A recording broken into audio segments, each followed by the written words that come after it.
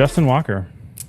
We're here. Thanks for being here, dude. I appreciate it. Yeah. Kind of last minute, but I had kind of been watching your profile, your Instagram profile for a few years at least, and you'd been, I guess since I'd been watching it, you'd been making knives. I think you were just getting out of the PD at that time, and anyway, we started this podcast, and I really wanted to speak to you about your experience. I know you have close to 20 years as in the PD as a SWAT sniper. Yeah, Can you tell us a little bit about that? How many? Just under 20 years. Yeah. So you have a SAU, Phoenix SAU, SWAT sniper. You went into the DOE to do some contracting work. Now you have your own knife company. So that's awesome. Will you kind of walk us through, just a little bit about your history, who you are, kind of what made you who you are today. And then we'll kind of just dig in as you go through some of the things that, kind of stand out and we want to chat about. Yeah, absolutely, man. So thank you guys for having me, man. It's a super cool setup you guys have. This is awesome. So thanks so much. Yeah, so Justin Walker retired from Phoenix PD in 2022. So just over 2 years now. Been retired from there. Spent most of our time, like you said, on our special assignments unit, which is our SWAT team for Phoenix. Mm-hmm. A lot of that time was in the sniper position, and then ended up running our sniper program the last few years of my career. Prior to that, gosh, man, played football in college. Grew up here, born and raised in Phoenix, Arizona, native. My wife and I both got 2 amazing kiddos.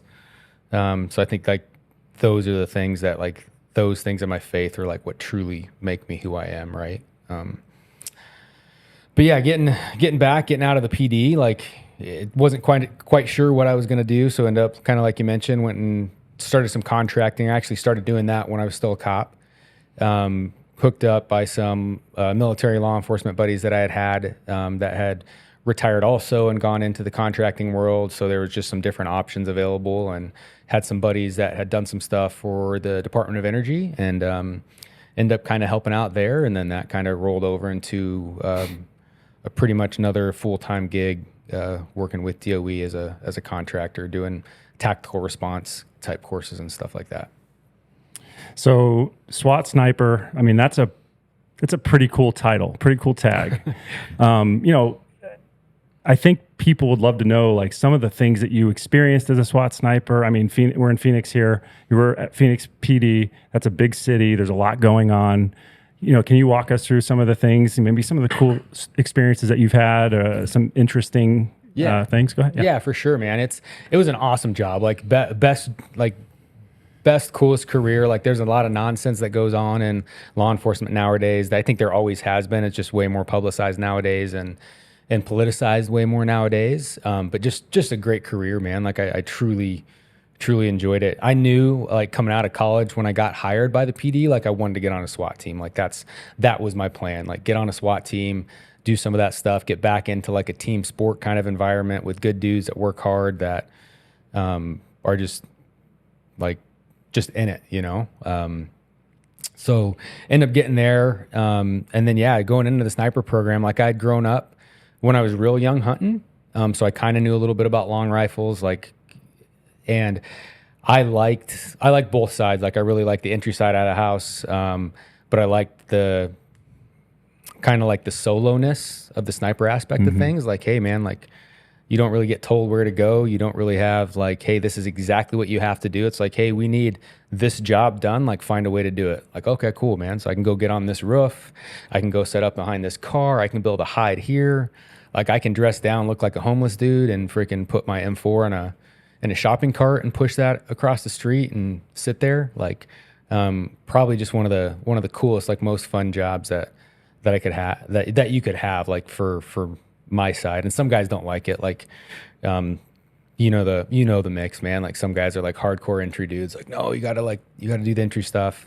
I love both. It was just super fun. As a sniper, you're kind of on an island, right? It's you. Maybe you have a spotter. Oftentimes you do. I don't know the PD side of it, but there's a lot of accountability on the one individual. Right? You get one shot. There's a lot of stress and pressure that goes into being the only. It's like being a swimmer. You're the only one responsible for your performance versus being on a football team or a basketball team. There's 5 or 11 guys there. So you clearly liked that. Yes. That aspect. So you like putting that responsibility and pressure on yourself. Yeah, I just enjoyed it. Like for me, I always have felt like, hey, like I'm good. Like I can handle that stuff. Like from just some things that happened like growing up and stuff, like I feel really confident in my ability to handle things by myself.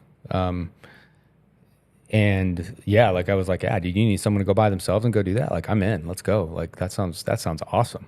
Like I'll figure out a way to do this.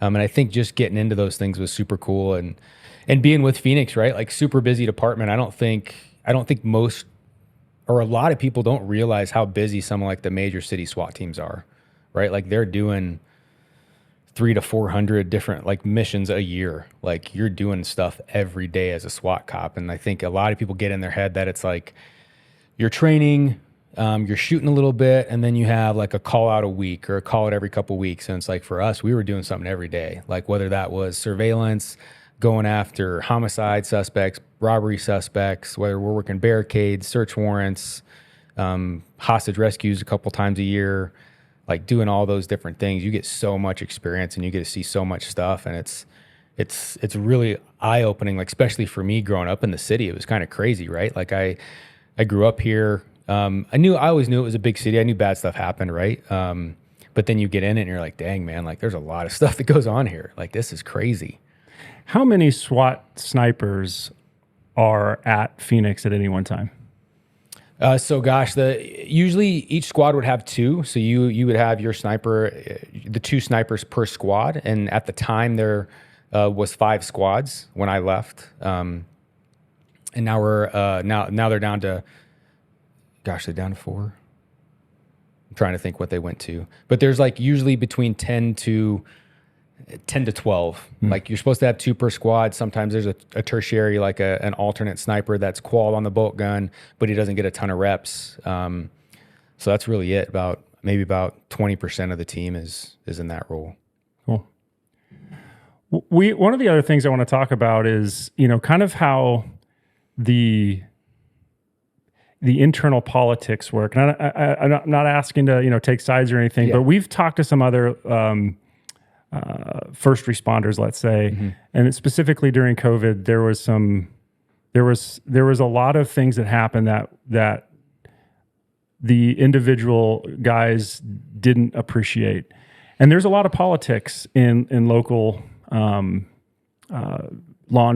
enforcement or fire department or whatever. There's a lot of politics in that that I think a lot of people don't really understand, and so. Just interested in see if maybe you could take us through kind of how the police department works. What are some of your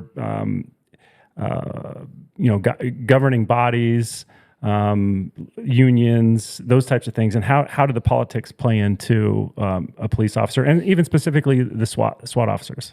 Yeah. So obviously, like the city has a chief, right? The chief of police is the figurehead of the department. Like he runs the department, but the city also has a city manager who truly runs all of the city stuff, right? Like they have an elected mayor, they have city council, but really like city manager and the elected officials dictate quite a bit of how things kind of go. The one good thing I would say, one of the good things about for us during that time is like we had an awesome chain of command. Awesome if you were in the belief that I was in, right? Like if you didn't believe what I believe, then probably like not awesome for you. And awesome in the sense that like at the beginning they were, I think how everyone was like concerned, man, like, hey dude, like Italy's posting a 15% like fatality rate. Like that's crazy for like that sudden onset stuff, like February timeframe. You're like, whoa man, like this could be real bad. So we had some changes there, but then like as time went on and things kind of like more info, I think started to come out, we started to do more stuff. We didn't change a ton of stuff at work for our team, because you still like crimes are still getting investigated. Warrants are still being written. Like we're not just going to be like, hey, sorry guys, it's COVID. I know that guy shot your brother last week, but we can't look for him right now because there's a bad virus going around. Right. Like, so we didn't change a ton of stuff. And our leadership was very, like, hey, like, do what you need to do. Like, we are not going to mandate it. Like, you are big boys. You're all healthy. You all take care of yourselves. Like, we have physical fitness standards. We have medical physicals that we have to go through every year and get checked up on constantly for stuff. And during that time, it was weird, man, because it was different depending on where you worked, right? Like you had some places that I knew guys where it was like super strict on stuff, like, hey, you cannot come into the office, you can do these things, you can't do these things. You got to have a mask on if you're inside of this precinct or there. And like our building was like pretty chill about stuff. Like that seems like counter what I've been told. So it sounds like you were kind of in a unique situation where everybody was on the same page and we're like, hey, we got to still do our job. We're not going to like totally drastically change course because we got to wear a mask in this place or we've got a social distance or anything. You guys were able to still just continue to do what you needed to do. Yeah, for the most part, man. Like we still did, the majority of our training still happened. Like we wouldn't do quite as much stuff. Like maybe some of the stuff that wasn't time sensitive, we wouldn't make it a priority, or our guys wouldn't make it a priority, for the command wouldn't make it priority because it didn't have to be done.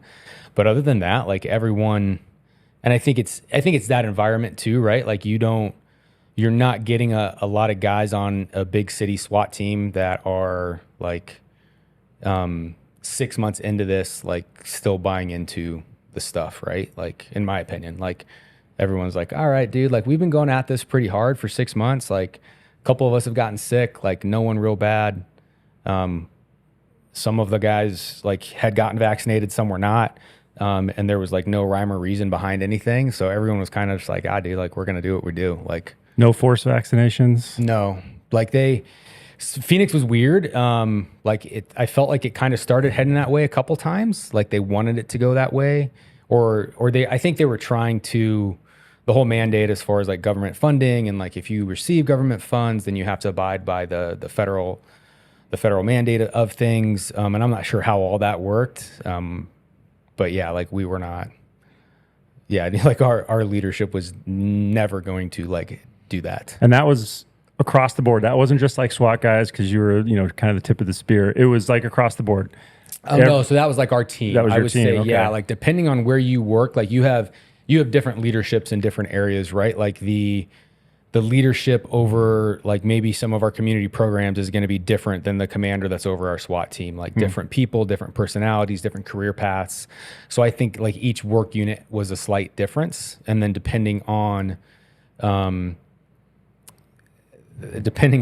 politics that were going on in that area, like implemented stuff, right? They changed stuff, and depending on how much your leadership was willing to stand up for like what they thought. Like we had a pretty like outspoken lieutenant at the time that was just awesome, like great dude, like guy's guy, and he's like, nah, dude, like no, like this is what we're doing. Like, and no pushback from anybody in the Arizona state. Any politicians, any of the higher ups? I don't think it ever got anywhere for us. Like, I don't think, like, I think we were in an odd spot because they needed us to do the work, right? So I think they're in like if it started to move up our chain, like, hey, like, no, you guys have to do this. Hey, like, just so you know, like my guys are not going to do that. And they're going to like just put in for time off for the next 2 months. Like these guys will burn their time if you're going to make them do that stuff. Or they'll do something else. Like they're just not gonna. So if you want your homicide suspects arrested, if you want these search warrants served, if you want to have someone to respond when someone gets taken hostage, like this is kind of where we're at. And it was very it was odd because it was never made into a thing for us. I think stats wise, I think I was reading stats, both fire department and PD, it was like 30% of both departments had gotten vaccinated based on, and that's your personal choice, and I'm not going to tell you what to do. And if that's what you want to do for your family, then great. But I think it was like 30%, and I think that's the highest they ever got. Even when there was a hard line. There was like a January 18th, 2022. 2021, 2022. It was January 18th. I think it was 21. 21, yeah. Citywide, it was like, okay, this is the day. It's going to be mandatory. And there was a bunch of pushback from departments, PD basically going, okay, let's see how that works because we're not doing it. And then I think the city and the state leadership, I think the state leadership, Ducey was in at that time, and I think he was a proponent of, hey, it's your choice. But city leadership, was kind of, this is what we need to do for government funding. And I think there was enough blowback that they were like, okay, time out. Let's reevaluate this program. If you're telling me 70% of the police and fire response is just not going to do it, that's a pretty bad spot to be in. Yeah, like that puts you in a real awkward spot, right? In a staffing crisis that's already happening. 100%, right? Like everyone's short to begin with. Like we don't have enough cops. We don't have enough firefighters. And now 2/3 of them are like, yeah, dude, I'm not doing that. When you went in on target, did you guys have to wear masks or anything? I mean, were they trying to make you like social distance on target? We've heard from some firemen who basically their target's a little different than yours, right? It's not as hostile, but you're still going into people's homes, right? And on the fire side, we've heard from different departments that they were making them go in one at a time instead of in the buddy system, wearing masks, social distance. I mean, it's kind of ridiculous, but you didn't have to do that. You just went about your normal job. You went on different structures and around different people you didn't know, and it was just okay, huh? Yeah, like I think like per policy we were supposed to wear masks like in our buildings. But again, like you just had like the group of guys, they're just like, no, like I'm not doing it. Like, no, dude, like, no, I'm walking from here to there. Like, no. And I think there was like that sometimes created conflict because there was other not departments, but other personnel in our building. Like we just have a side of it. Right. But like, yeah, like not on search warrants. Like no one was out there like, hey man, like you need to have a mask on, or like we didn't change our TTPs. Like nothing changed. Like there's still 15 of us in the back of a Bearcat, like rolling to a house. Like everyone's laughing, joking, like nothing. That would be pretty funny as you're kicking a door. We're coming in, put your mask on. Yeah. Right. Well, and a lot of guys wore like balaclavas anyway, like just to cover your face, just cause like, dude, we could be serving a warrant for a mile from where you live. Right. Like, so no, dude, it was just a super interesting time and it was weird. And we had, like I said, we had a couple guys, I think a lot of guys end up getting it at some point, but a lot of guys too were just like, dude, like I'm not even going to get tested. Like I'm sick. I have a runny nose. I'll be smart. Like if I am when I'm normally sick. So what was PD's policy on, because I'm interested to see if this was citywide, but so originally the rollout was, okay, if you had symptoms, you had to get tested. If you tested positive, you had to be off for 2 weeks. And then there was basically it was time off, essentially workman's comp, right? Mm-hmm. Time off. And then that changed into, for vaccinated people, they got time off, but the unvaccinated had to burn their own time. But I'm just wondering, so the way I understand it now, the city's policy is if you got symptoms, as soon as you feel okay, come back to work. There's no quarantine, but initially it was like, hey, 2 weeks. And I know the fire department definitely felt a huge impact from people going, I got a runny nose. Hold on, man, stay home for 2 weeks. And now it's like, we're already in a staffing crisis. Yeah, dude, I got vacation coming up in a couple of days, man. I'm not feeling so good. Did PD have a policy like that? Same thing. So that was a citywide. Yeah, it was pretty much citywide. So yeah, if you had symptoms and you notified someone, then they had to like make you go like, hey, you're supposed to go get tested. And then if you tested positive, I think it was like the 2 weeks.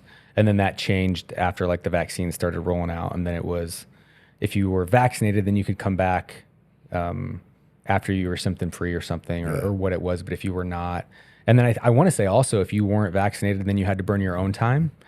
But I know like if I remember right, like our association had like huge pushback against that because it was like, hey, if you're making this mandatory, like if you're mandatorily making people take 2 weeks off, like it's not an option for them, like you can't, like then it has to be city time. Like you can't do that. We don't do that for anything else. Yeah. Right. Like, but I think that goes back to your leadership too. Like and just the different people, like, dude, if I had a runny nose, like I'm not going to go run and tell my boss I have a runny nose. Right. Like, unless my vacation's coming up. Like, then like, hey, dude, like I need, I'm not feeling so good and I'm supposed to go to Costa Rica here in like 3 days. So, yeah, dude, fill out the slip. And like, I think that ended up like hurting the city in some aspects too, because I don't think they expected, like they put the policy in place and then didn't really expect like what that was going to be.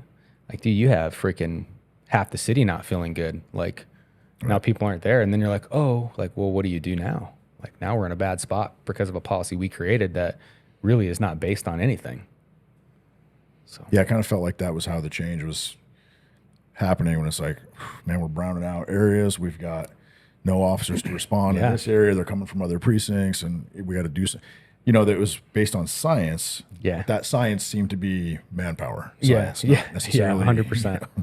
Yeah. So it was just super weird time, but like we still had a ton of stuff going on, man. Like we had some pretty big incidents during that, 2 years. Like, well, yeah, things kicked off. I mean, it was tense. I mean, the riots were happening in Minneapolis, right? But all over the country, we saw riots, and there was all kinds of threats. Antifa's coming to your suburbs, soccer moms. So it was a crazy time.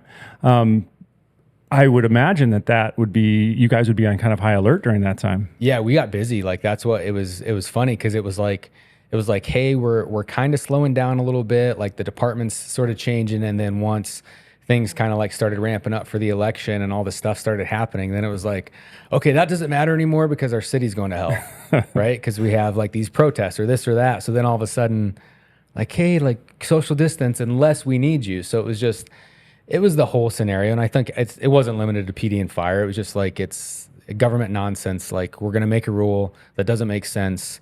And then we're going to change that rule because we need something else.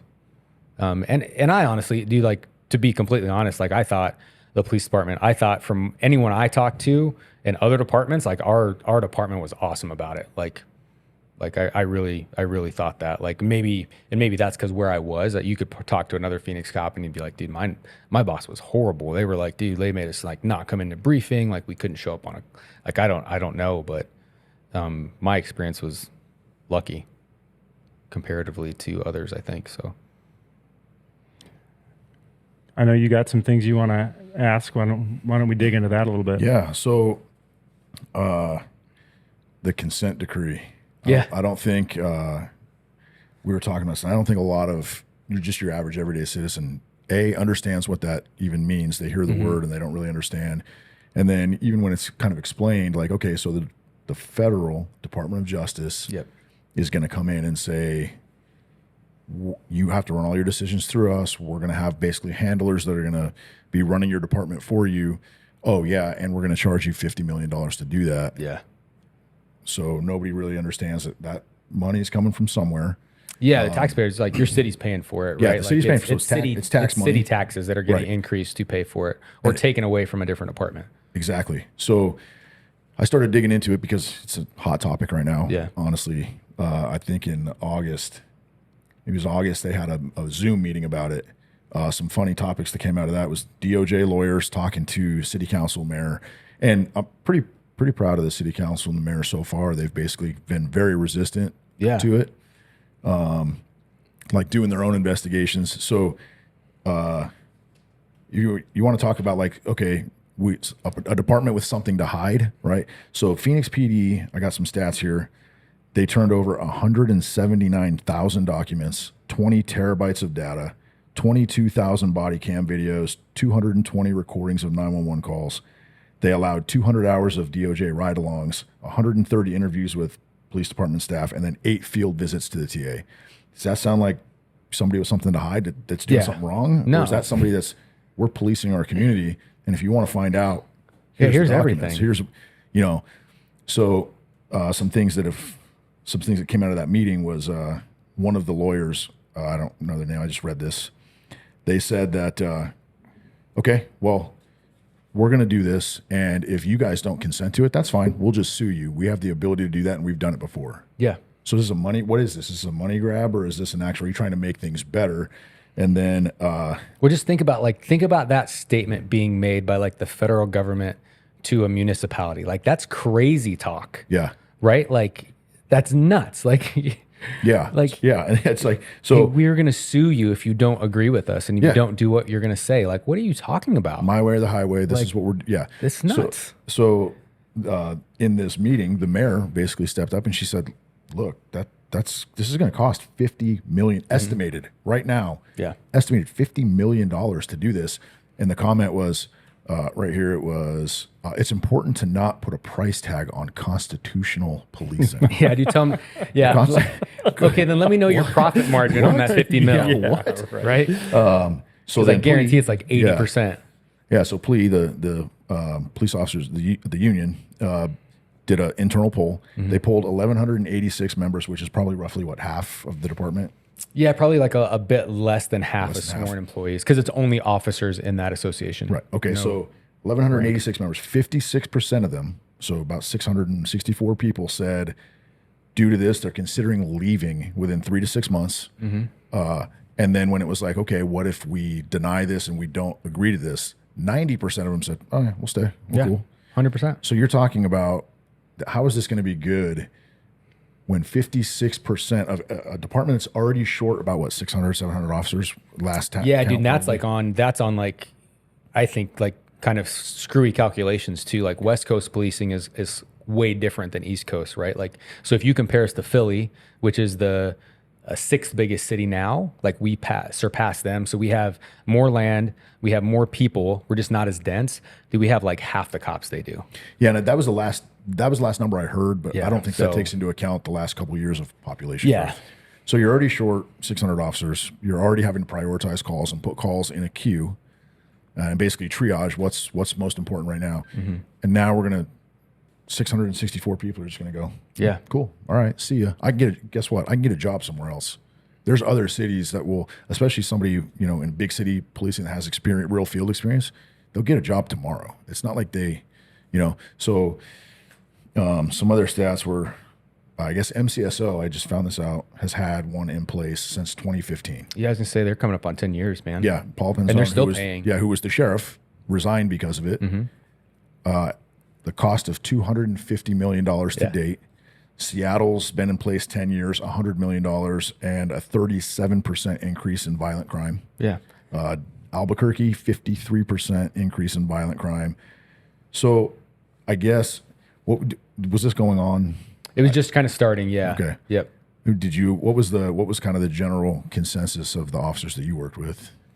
So like it was being talked about. I think the actual, like, they got there right when I was kind of retiring. And we didn't know at the time, like we didn't know how it was going to go. Like, are people going to come like watch us serve warrants? Like what are they going to come do and see? Like we had to turn over tons of training records, tons of different stuff like that. But yeah, I think the general consensus amongst cops is like, it just doesn't work. Like there's no department that's had a consent decree that has gotten better. Like there's no numbers that show any improvement there. Like there's not, like maybe there's a decrease in use of force, but there's a huge increase in violent crime. So like, I think it advocates it matters on like what you think is better. Like how do you measure it? Is better citizens at more risk?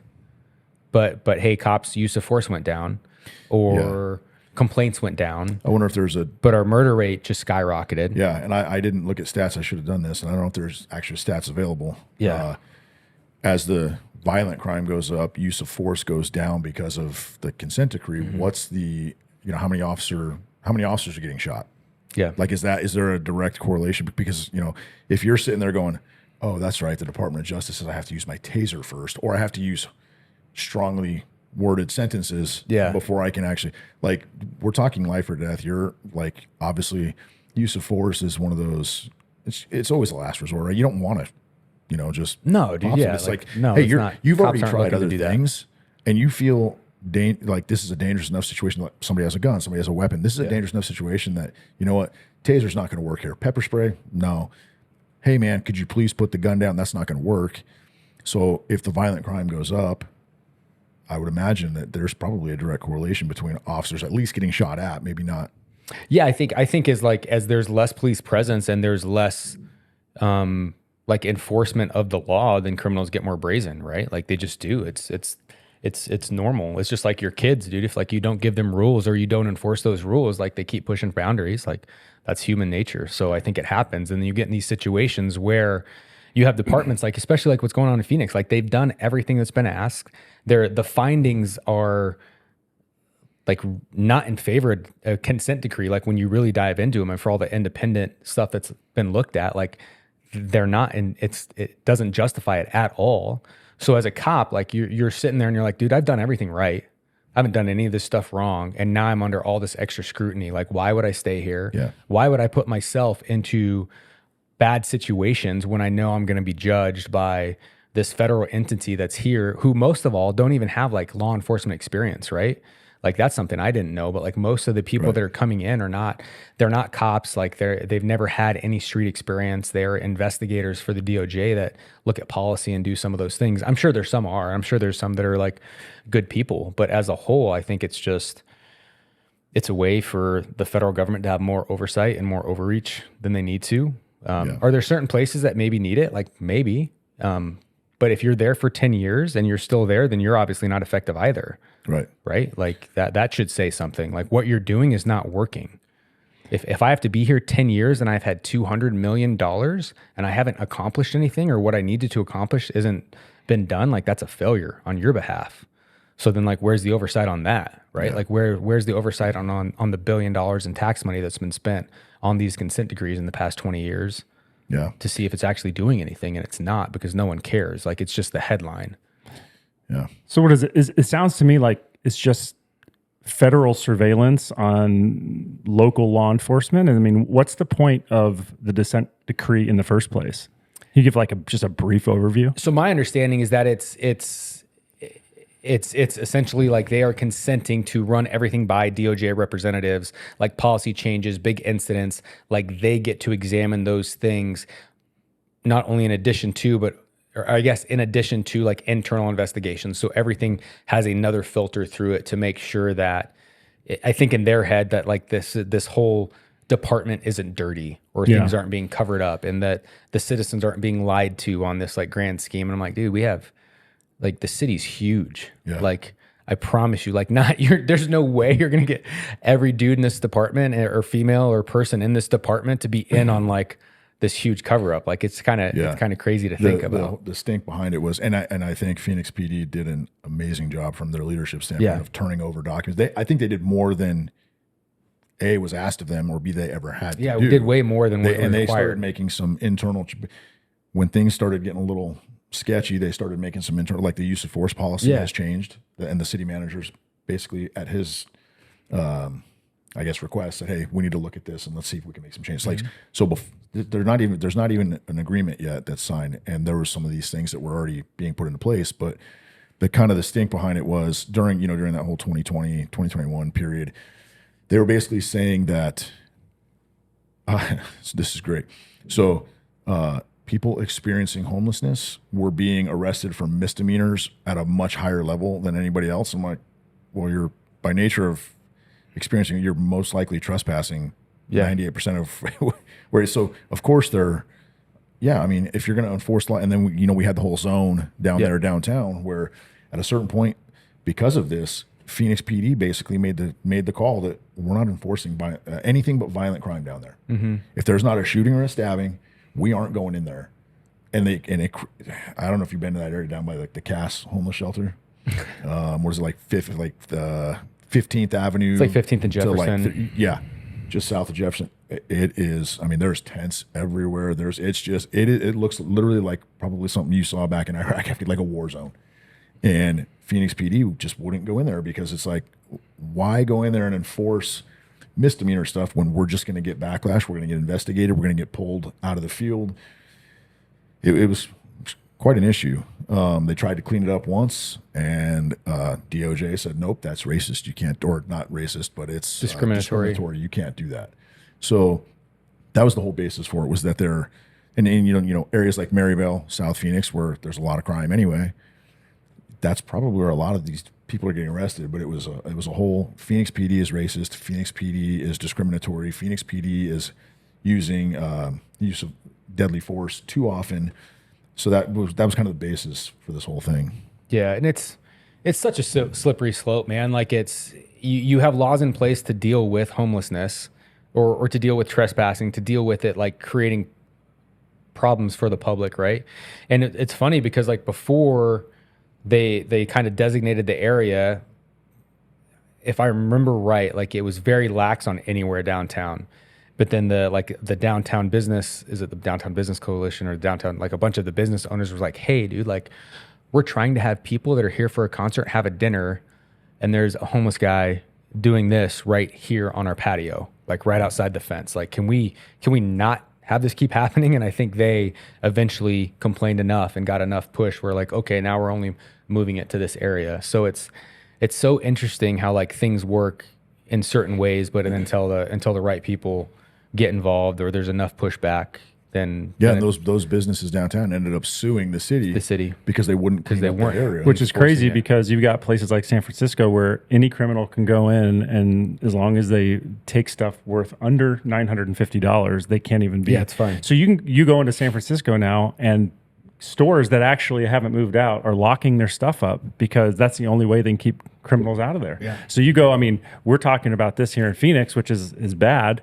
But it's like then you go to the next level. You go to the California level, and you're going so far down. Like they could care less about whether you're doing drugs on the street, affecting all the people around there. The whole city's a disaster. Yeah. And so obviously we want to keep that from happening here, but you can see it seems like that's kind of what they want with these federal oversight programs. It's like, okay, we just want to make sure, the police officers aren't, doing things that could be controversial. So let's not do a lot of things, right? Like let's only go after like the serious stuff, all the little petty stuff. But the problem is there's a lot of that, and it spreads and it bothers people, just like you talked about. People trying to eat. There's homeless people, on drugs right outside.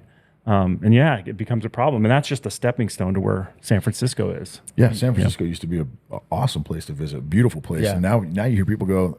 My father-in-law he still occasionally goes, but he's a San Francisco Giants fan. I still love him in spite of that, but he goes all the time, and he's like, it's not as fun anymore because you're constantly worried about. Am I safe? What's happening? It used to be an awesome. San Francisco's a someone gonna shoot me for my Rolex. Yeah. I mean, I don't think I'd go. I don't think I'd go. Yeah. Dude, it's crazy. And I think, I don't understand it. Like, I think, and it's funny. I don't know if it's just like the age, like midlife age that I'm getting to or what, but it's like, we've become so dependent on federal government or people have to try to solve problems that now like any little problem, like they think it's their job to do so as opposed to like the community just dealing with it. Yeah. Like, hey, like we should be taking this stuff, not into our own hands per se, but like that city, that municipality should be able to deal with stuff on what's best for their region. Because what works in San Francisco maybe doesn't work in San Antonio, maybe doesn't work in Phoenix, maybe it doesn't work in Boston, right? Yeah. But the federal government all of a sudden has become the experts in every jurisdiction and everywhere on the planet. And they have the solution to fix everything. And then they want oversight over everything, but there's no oversight over them. Yeah. Right. Like there's nothing to see about it. So it's like you're saying you're doing these things, but like name a place where the federal government has heavily gotten involved in where crime has gone down or like quality of living has increased for the majority of their citizens, not these little classes that they're trying to think of and make into issues, but like for everyone that lives there. And I just don't I don't think you see it. Right. Like they put a bunch of programs in place that cost taxpayer money, and they don't. Yeah. They never go away. Yeah. They stick around. No, just self-lifting ice cream cone. But I think they get they with this type of stuff, they get the average person who's not really invested in. And I'm not saying that the person that's just glued to the TV watching the news, but they're just not like involved in local politics or they're not involved in their community as much. And they use these words like, well, Phoenix PD or Baltimore PD, they're discriminatory. Well, on the surface level, everybody goes, well, that's not right. That's not good. But they don't really go into, they go into the numbers that work for their narrative, but then they don't, there was parts of that report that some guys from Plea were saying, we investigated, we looked at all of that body cam footage, all of it, not just the parts that you sectioned off for your report. And it doesn't tell the whole story. Yeah. Of course, it never does, right? So it's like they're clipping these pieces that fit the narrative that they want to, and then, it's discriminatory, and the average person is like, that's terrible. But hey, what's the real story here? Yeah. Well, I think, dude, that's the downfall of, I think so many, especially conservatives have had like the opinion a lot over the last few years of just like, hey, I'm gonna take the high road. Like I'm not gonna make a scene. I'm not gonna make this into a big deal. Like I'm not gonna get into these conversations because they don't want to be bothered. And then you do that for 10, 15 years, like regardless of what party's in power, like this is where you end up, man, because like one group is really loud and they're always loud and they're organized and they're well organized, way better organized. And they never argue. They are always in lockstep. That's that. And the conservatives, the Republican Party traditionally are pretty divided on a lot of issues. And I love that about the Republican Party. There's a lot of things that we disagree on, whereas the Democrats, they are organized and they do not disagree with each other ever. And they're not willing to do whatever it takes to get what they want. Like whatever And it takes. as a machine, that's a well-oiled machine. And you can see why they have power, even though they have some terrible policies. Yeah, you can see how the machine works well. It's worked a lot of places in the world. Yeah. For a minute, right? I was listening to something earlier today, and it just made so much sense. But someone had made a comment. I think it was Elon Musk had made a comment about nobody's tried to assassinate Kamala Harris, and there's a reason for that. I mean, it was an off the cuff. It's obviously he's not calling for that, but he's like, it's because the next person will just be the same. They're just cogs. 100%. They're literally reading a teleprompter. You know, Trump is the opposite of that. You may not like him, but he's definitely not taking his cues from the RNC, right? No, they would rather not be him, right? 100%. And that's why you have a pretty big divide in the Republican Party right now. But it is interesting that the Democrats are it is a cog. It is a system. It's a big fat machine that they just place people in. And Kamala Harris is not a very, I don't know what you'd call her. It's hard to say if she's intelligent or not, but she just doesn't seem super well qualified, but she's going to do what they tell her to do, and she's going to say what they tell her to say. Yeah. And so she fits well in that system, it seems like. She'd be a great ad spokesperson, right? Like that's what it is. As long as she doesn't laugh. Yeah. Well, she does that. Well, didn't it? It's just crazy. Like I never would have thought I would have seen a presidential like nominee candidate that was not elected through a primary when the president, like the sitting president, didn't pass away, right? Like that's nuts. Like that is crazy. Like you weren't even in the primary. Yeah, like, you weren't there. I don't know many people that were voted Democrat that were like excited for her. She got 1% or less than 1%. Yeah. And like what the Iowa caucus, she was gone. Like she's the first one, and she's like, I'm out. Yeah, but no one cares. That's what's crazy to me. Like if I was a Democrat, I'd be like, do some. So it doesn't even matter what I vote. That's the most probably the most impressive thing that they've done is get people to go, hey, your vote doesn't matter, and they go, oh, yeah, we just need this. And we've got this we've got this really mediocre candidate, and you're gonna love her. Yeah, dude, no, it's crazy, and it's. Hey, she comes from a middle class family. She worked at McDonald's. Okay, yeah, she's got all the qualifications. Yeah, dude, and that's what's insane, right? And what's to tie it all back into like the COVID stuff. It's like you don't even know what's true anymore for anything. Like in my brain, like when I'm watching stuff, and like that's what I tell my kids. Like it's sad, but you got to be skeptical of everything. Like you do, because like each machine's putting out different stuff, right? Before COVID, I felt like we believed the media. I mean, mostly for the most part. We believed them. We believed that Big Pharma had our best interest in mind. But man, that opened up a can of worms, didn't it? I mean, just like you said, you watched TV and I don't even listen to the mainstream media anymore. I wouldn't believe anything they said. No. And maybe some of the things that they say are true, but they've eroded so much trust that you just like buy. Mm-hmm. Yeah. So well, it's like I'm pro capitalism, but like to a point, right? Like I'm pro capitalism until it starts like working so far against you that, hey, this story makes more money on ads, so we're gonna play this story even though it's completely false. Because this is what brings in more revenue for our station. This is what brings in more revenue for our brand. So even though it's not true, like whatever, we're making money off it. And I feel like we've gotten to that point too. And it's just, it's so frustrating. Like I would never have thought that like my government saying like, hey, this vaccine will save your life, to now like the majority of people still getting sick are the ones that got the vaccine, right? Like, and it's just it's crazy to me. Yeah, I'm old enough to remember something called a retraction. Remember when they print something in the paper that wasn't true?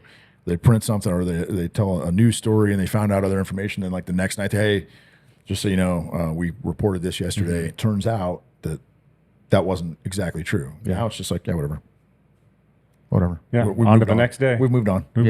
It's nuts. You just don't know what to believe or see or like, hey, is this actually real? Like so much stuff can just be so easily changed and faked, and it's like, dude, this is crazy talk. Like I forget the comedian, but he's talking, and he's talking about like conspiracy theories, and he's like, I never used to believe in them, He's like, but if you're telling me you think the government has done what's in your best interest every time, like every time, like not one you don't believe, he's like, you're crazy. And I'm like, 100%. Like that, like there's no way, regardless of the side, like Democrat, Republican, like people are going to be affected by power, right? And things are going to want to change.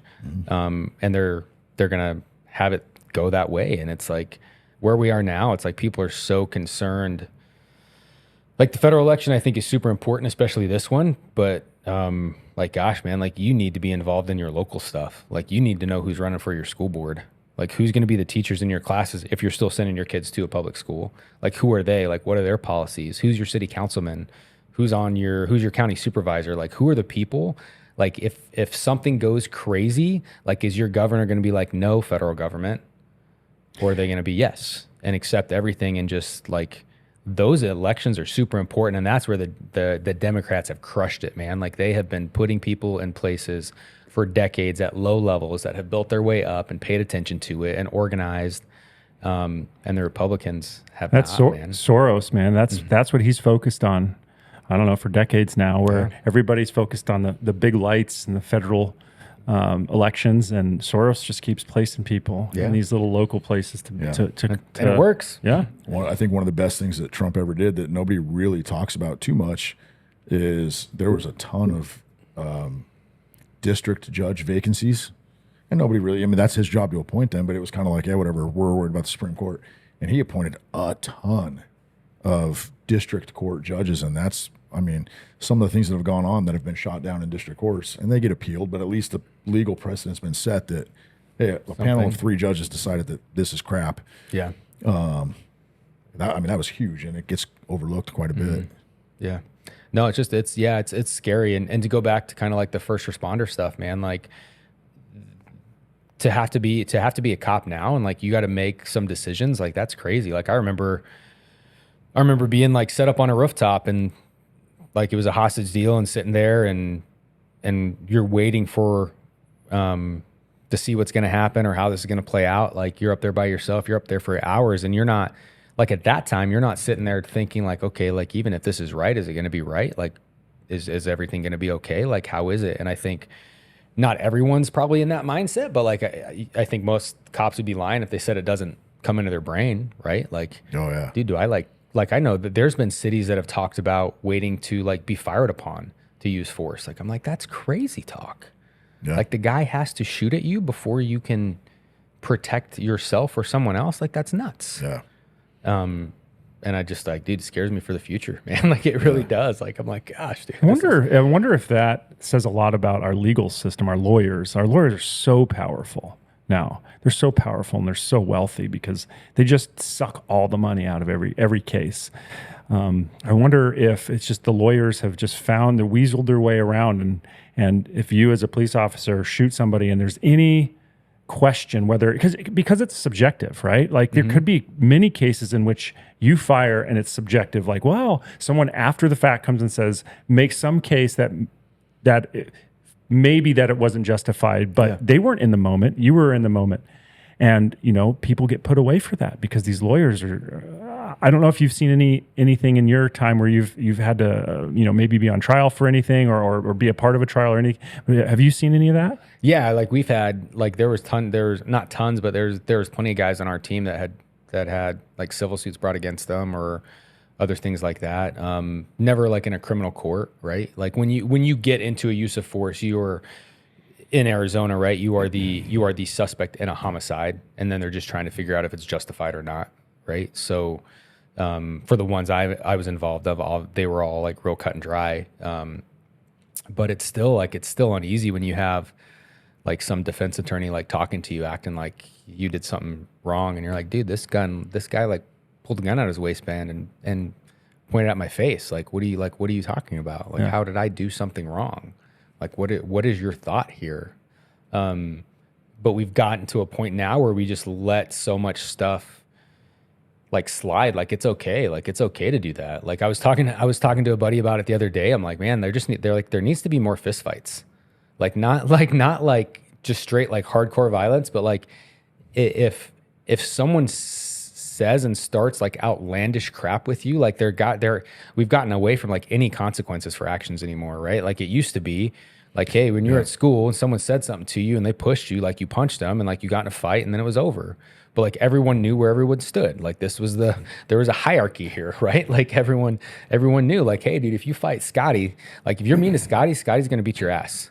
Like, and everyone knew that. So no one messed with Scotty. Like it was just like, it's a rule, right? And anymore, like there's just none of that. So like I can bring a lawsuit for anyone for anything. And most of the time, especially big cities, they're just going to settle because it's not worth the time and money. Like, hey, I'll give you 50 grand to go away because that's cheaper than me having this guy look at it or this girl look at it for the next 6 months and do all this stuff in time.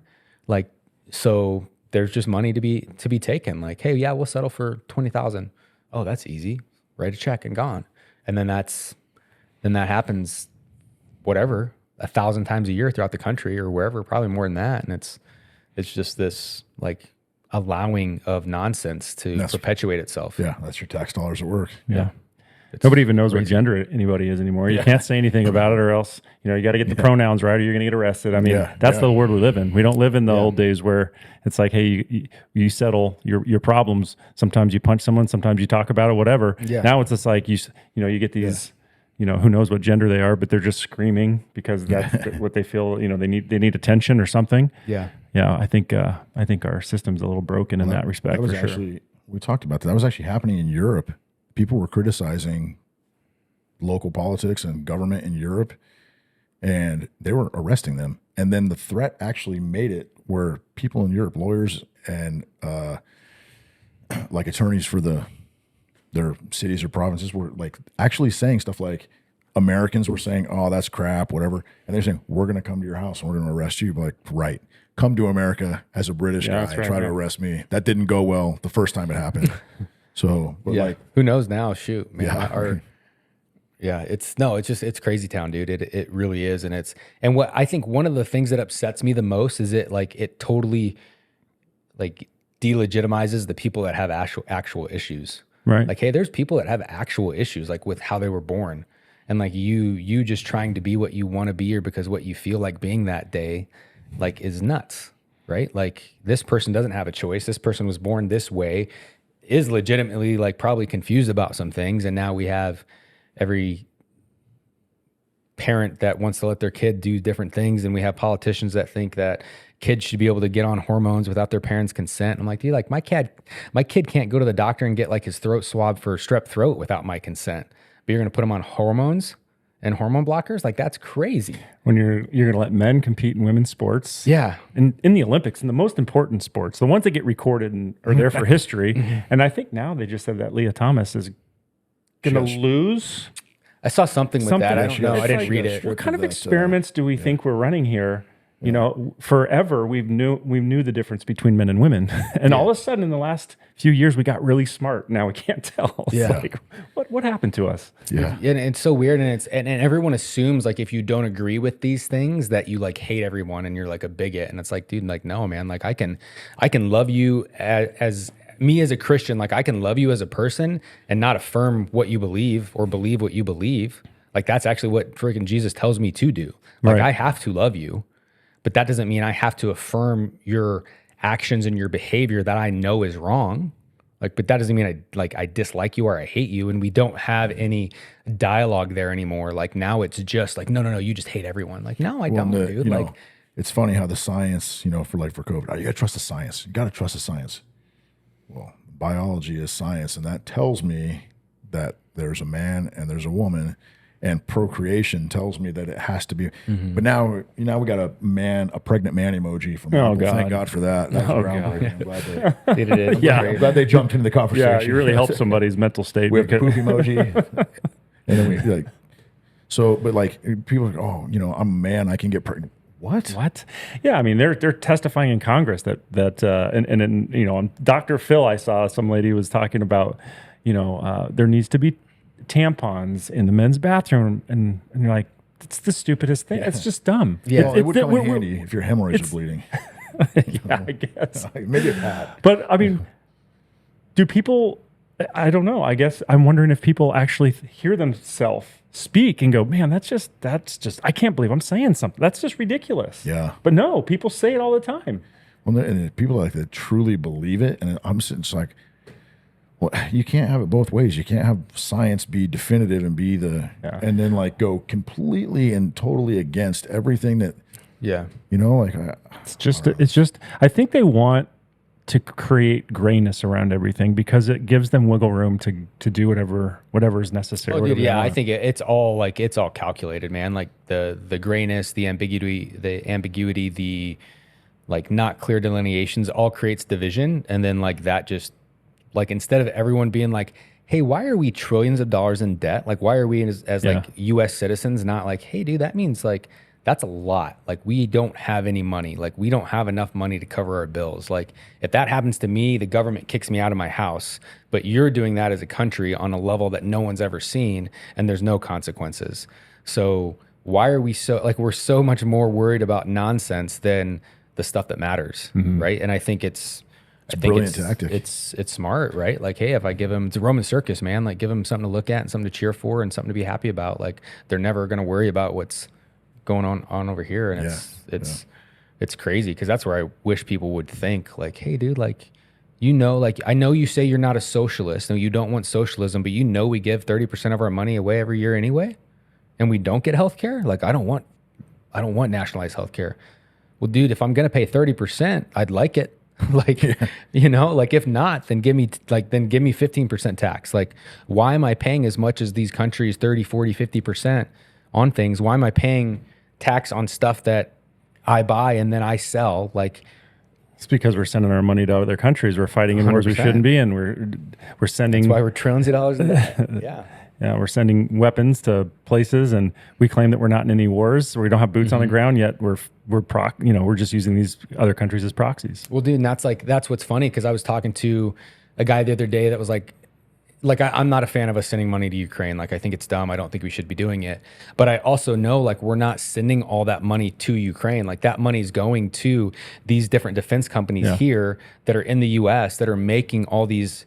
All this equipment, all these weapons, all that stuff, and that are getting sold to them by that money, right? Well, like, and if you really dig into it, what they're giving them is stockpiles of stuff that we have, and then we're just giving them money to rebuild our stuff. So it's like, here's the old stuff that's got an expiration date, it's about to expire. Hopefully it works, and then we're gonna just build new stuff. Yeah, but it's crazy, and it's like, hey, like it'd be so much cooler if people cared about what the U.S. is doing with their taxpayer dollars versus pronouns. Like, that would be a way better topic to discuss. Like, that'd be a way better way to spend your energy, but it's not as emotionally charged. Well, and it's then you might expose the guy behind the curtain.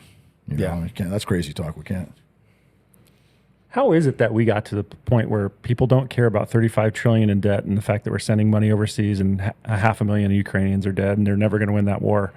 Yet we're arguing about what is a man and what is a woman, and these little trivial things that are kind of ridiculous. Yeah, dude, first world problems, man. Like, that's like it's like mental health, dude. Like, it's like you look at westernized countries and mental health problems are so much greater in those countries than they are in other places because like you don't have that luxury, right? Like, here we have shelter, we have food, we have jobs, we have money. Like, for the most part, like even our poor are like not poor comparatively around the world, right? So I think when you have all those basic needs for the most part met, like you have the luxury of worrying about all this other nonsense. It's crazy. And it's like, it's crazy to think about that, but I think you're 100% right. 100%. Like, yeah, dude, if I don't have food, like I can't be worried about being depressed because I'm starving. Yeah. Right. Like, I can't worry about like, I feel really bad because someone called me a name and this is horrible. And like, what am I going to do all day? It's like, I don't like you either, but I still got to go find food and water. So like, I don't have a lot of time to think about this or energy.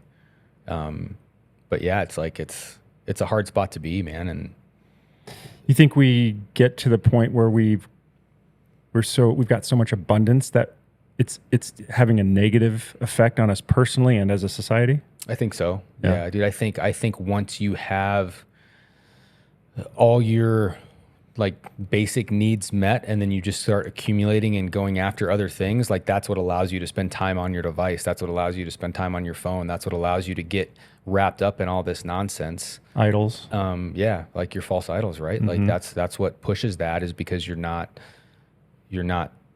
busy enough in other places that you need to be, man. Like, and it's like with the kiddos, like it's hard to like get them focused on that. Like, hey, like to try to not make them so. I think that's one of my biggest like struggles as a dad, is like I don't want to make them so jaded about like how the world is or the way they are. Like I want them to be good, loving, like kind, caring kids, but I also want them to let them know like, hey, dude, like your life is pretty easy right now. Like stuff's not hard. But they can only learn that through experience. I think you can only tell them so much, and then they got to get out there and learn it for themselves. That is a hard thing in parenting nowadays, to because we want to give our kids a good life. Yeah.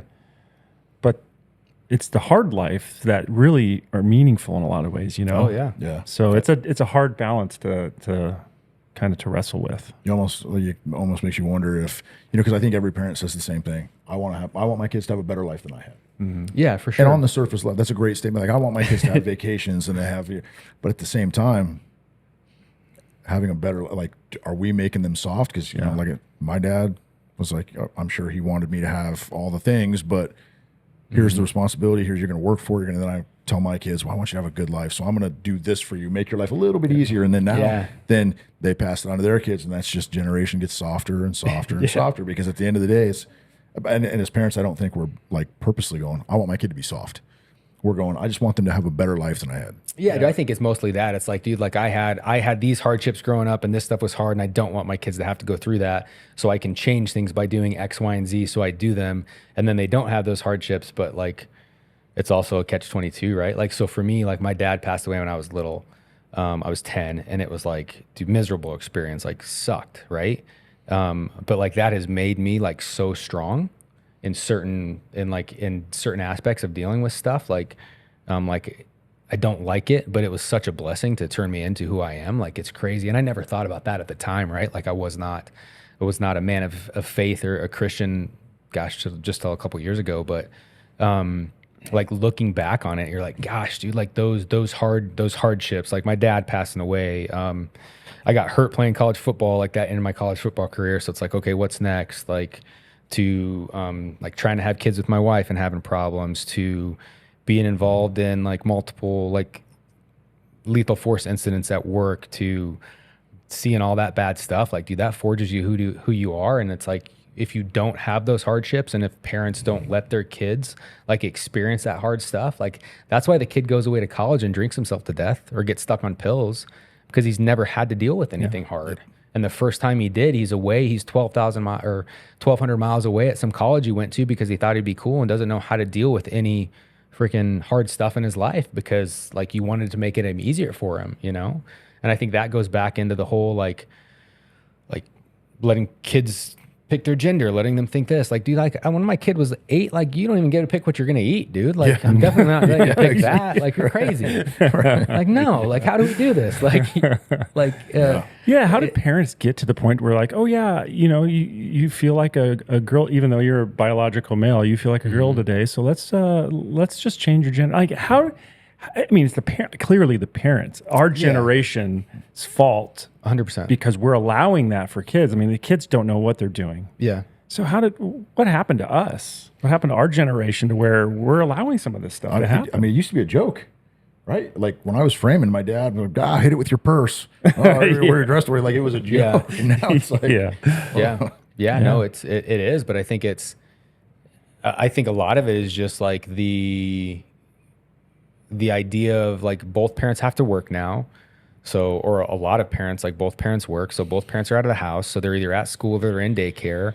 They're not getting raised by their parents or around the people that are giving them their values. Everyone's so busy. Everyone's trying to accumulate more stuff and make more money and trying to do these things. And then next thing you know, 5 years have gone by, and the biggest influence in their life has been their English teacher that is now 26.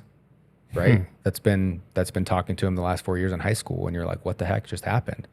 Well, hey man, like you've been gone. That's what happens. Someone else is raising your kids. Right? So I think it's that the downfall of the actual family unit. Like it used to be you used to work to like maintain your land and provide for your family. Like that was your job. And now we work for someone else to buy stuff and still provide and maintain, but you're so far removed from your family that it screws everything up. Well, in the vice presidential debate a couple of weeks ago, one of the big topics, which I'd never heard in any debate ever, was childcare.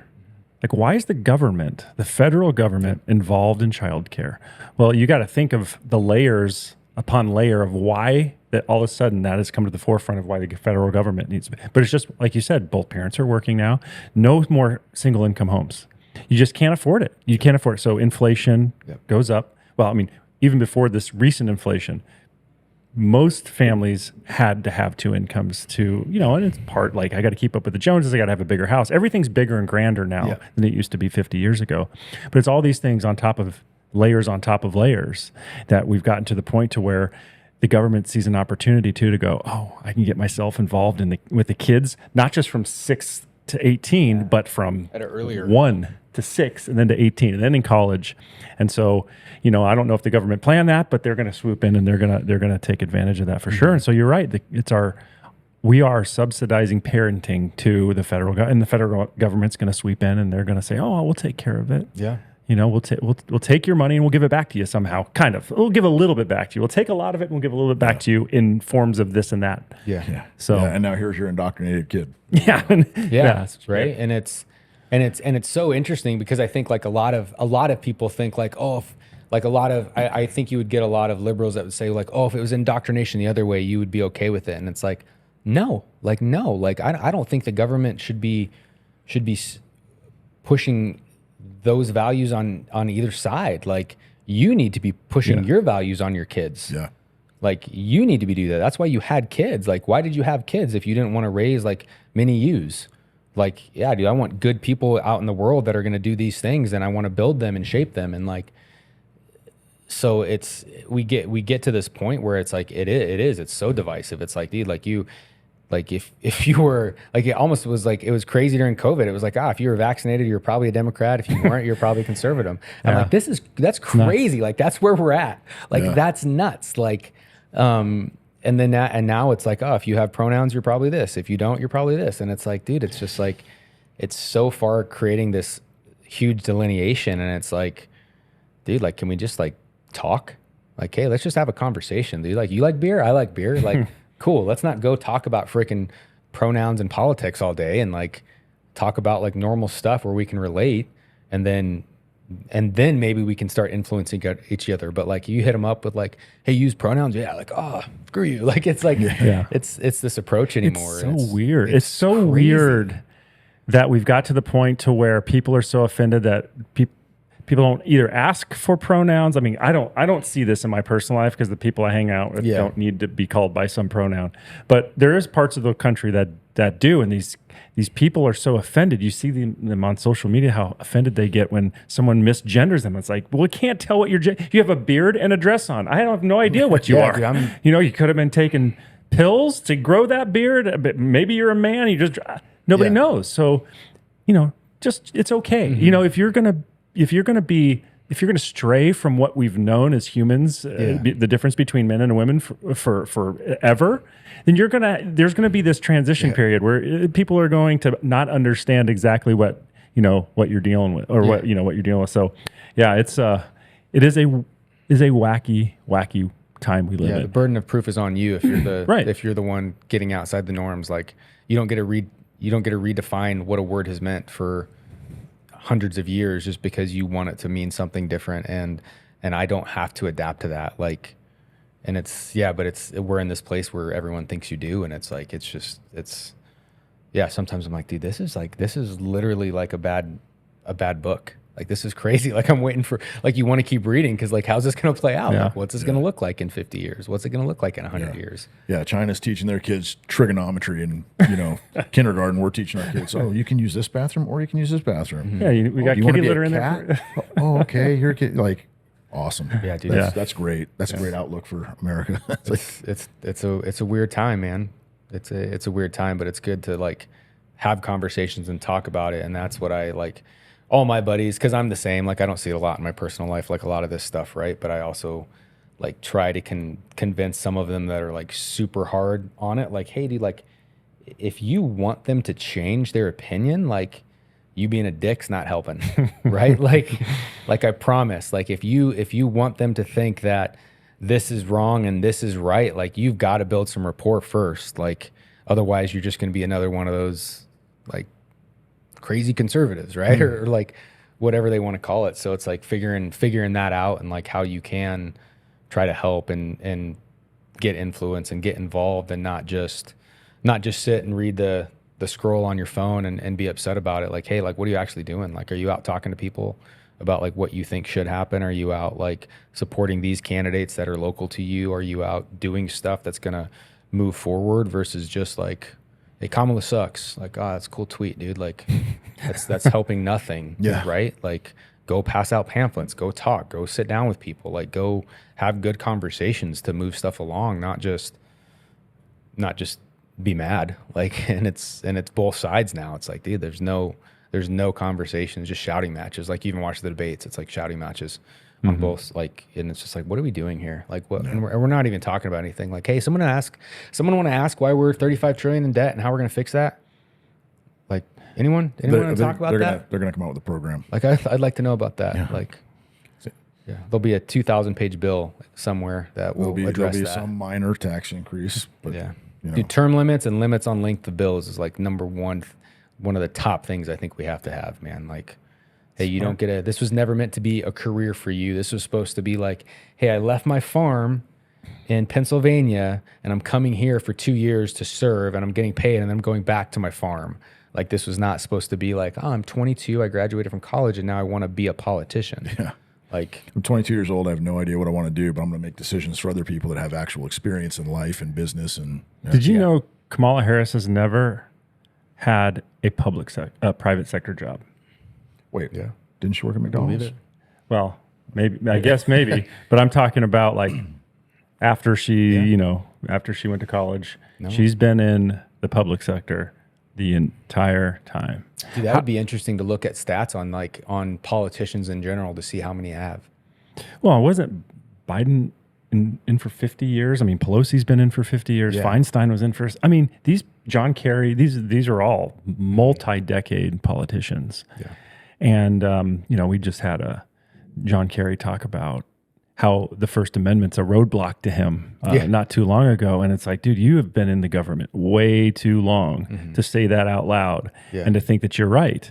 You don't understand what it's even like to be a citizen anymore. No, I mean, we want more talk. We don't want you to have a monopoly on the information and just make decisions on what the information that you want. We want to make sure that the best decisions are made by all the people.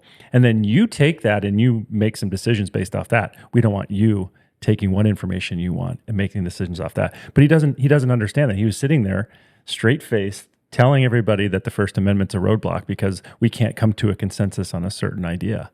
Like, yeah, that's the whole point. That's why it's there, buddy. That's the whole point. Like, that's why they wrote it that way, right? And it is. I think you get people that are so isolated for so long. It's the same in any realm, right? Like I'm sure you saw that on the teams. Like I saw it in PD. Like you get teams that have been so isolated doing their own thing for so long, and now they're inbred, and now it's like this is all they think. And it's like, dude, if you would have heard yourself say that 10 years ago, you'd be like, that guy's an idiot. Like, what's he saying? Yeah. And it just gets that way, and we don't have anything to stop it from getting that way. Like it's nuts. And then you make a salary, and even if you got like a 15% return on your salary every year in your investments, and now you're worth $100 million, like, dude, like how is that happening? Like, how can you trade stocks when you're making decisions on which companies and things are going through and getting funding? Like that makes no sense to me. You know, it's nuts. There's an app. I saw this. You see Nancy Pelosi's stock trading app. Yeah. So you can make your investments based on what Nancy Pelosi's doing in the market. Dude, so. it's crazy. Yeah, I think literally that's automatically does it for you. That's the best strategy. Yeah, it's like nuts. Dude. It's like, dude, this is like, yeah, what are we doing? What are we doing? Yeah, Why I mean, are we downloading that right now? Right now, let's just I've do got it. $12 that I'd like Screw to turn this. into 300 million next yeah, year. can you do that? Yeah. No kidding, dude. Yeah, it's interesting to see where things are going to go for sure, man. But we will see. Well, let's talk about Trump a little bit, and let's specifically talk about these assassination attempts that we've seen on his life over the last few months. I think you could lend some really cool insight on this, being a SWAT sniper. In the first incident in Butler, there was a coordination between Secret Service and the local police department and their SWAT team or their snipers on that team. And there was clearly something went wrong. Yeah. Something went haywire. I don't know if it was Secret Service. I don't know if it's local police, but I don't know. Maybe you could just shed some insight on what you thought about that whole incident and maybe how it could have gone better or how maybe why it went bad in the first place. Yeah. So I think obviously like their security perimeter was not awesome, right? Like there's for that person to get that close and in that like line of sight of the former president and candidate, like I don't even know how that happens, right? Like the stuff that I have been involved in, like I've worked with like Secret Service multiple times, like with their counter sniper guys lots, like with their cat team guys, and they're all like squared away dudes, but there's always like huge planning issues and it's a big machine. And I think that's what sometimes people don't realize. Like it's a very big machine and like the guys on the ground do not have a ton of say. Like, hey, they are told like, hey, no, you're going to be over here. You're going to be here. This is what you're doing. This is what you're doing. And comms always suck. Like, as you know, I don't, like interagency comms is never great. But as far as like the actual, like the shooting aspect, like I have no idea how someone gets that close. Like, well, I mean, that's really, I think that's the real question. And, you know, from my experience, we did a little bit of personal security detail when I was in. So I don't have a ton of experience, but I know enough to know that a elevated position at about 130 yards is probably your single biggest threat, maybe outside of someone carrying a gun in the crowd. Yeah. What would it take for a department, Secret Service, to overlook something to me that obvious? Or maybe from your perspective, maybe it's not as obvious as I think, but like kind of walk us through that. Yeah. So I think it would have to be a breakdown in comms somehow. Like I don't think it could be a break in my brain. I don't understand how it could be a breakdown in planning. Like I would hope that it wasn't like, oh, we weren't worried about that building, so we had no one watching it. I would think it would have to have been a breakdown in comms on who had what, or where the ground guys were. And a lot of times, like we've seen it, like we've had vice presidential candidates come into town that we augmented their guys, and they had like one cat team dude with them, and then like our team was the rest, right? So there's not. I think sometimes people think there's like 50 guys at these events that are like tactical dudes, and it's not that case, man. You maybe have, depending on who, like I don't know what they're doing for the candidates, but maybe they had a couple cat guys there and maybe a couple CS guys, and I think they had 4 from what everything is said. But as you know, like 2 sniper teams for like 360 coverage, like that's not a lot at all, especially when you're in a big open field. But I would think like they would got to have the buildings covered. Like, how do you not have that? And then augmented forces down on the ground that are just like denying access. Like, hey, like we're posting people on the outsides of the perimeter. Like, how is that not happening? Like the dude walked in with a rifle bag. Like, it's not like he had some James Bond tank down rifle in a tiny little backpack that he got up on the roof and screwed it together and put a scope on, and like Jason Bourne style. Like, this is a kid with a AR-15 with a scope on it. Like it's crazy. You mentioned a lot of the guys on the ground don't necessarily have decision-making ability. So are you saying that, let's say the SWAT guys on either the Secret Service or the police are being told where to go? Or, and if that's the case, then who's responsible for that? Is that some bureaucrat or is that some non-tactical person? Who's making those decisions? Yeah. So in my experience, yes, in my experience, it's some upper level person. Maybe it's a special agent in charge or something like that, that they will receive advice. They'll receive like suggestions, but they determine like who goes where and what's what. Like I remember when Hillary was in town, when she was running against Trump the first time, and we had a team of us were assigned to her, and they wanted us to be there, and they wanted us to react to be able to get to her within, I think it was like 30 seconds is what they said the time frame were, but we couldn't be seen, and we couldn't be out in the crowd anywhere. And again, like it was our same boss back then. That was our boss during COVID. And he's like, we can't do that. So you need to either fix what your expectations are, or you need to let us be out and be seen. Well, no, we're not doing that. He's like, okay, well then we'll be a response time of 2 minutes, and we'll be in vans down the street. Like you don't get to have it both ways. Like this is not what we do. But that was a scenario where it was someone that was a Secret Service agent, but no tactical experience, that was trying to probably appease also her staff, right? Because I think the staff has a ton of input on this stuff, like who goes where and how they can be seen or can they not be seen. So I think a lot of that comes into play. So I think it just depends on your chain of command, man. If they have people there, like you can have, like when we would deploy with some of the guys, some of the counter sniper guys sometimes, and we would say, hey man, we know we're going to this location. We're familiar with this. This is a better spot. Like over here. Yeah. Hey, like they said, we can't go up over there. Like who said you can't go over there? It's too visible. So you have the ability to go where you want with exceptions of maybe visibility or something coming down. So, but do you think visibility was an issue in Butler?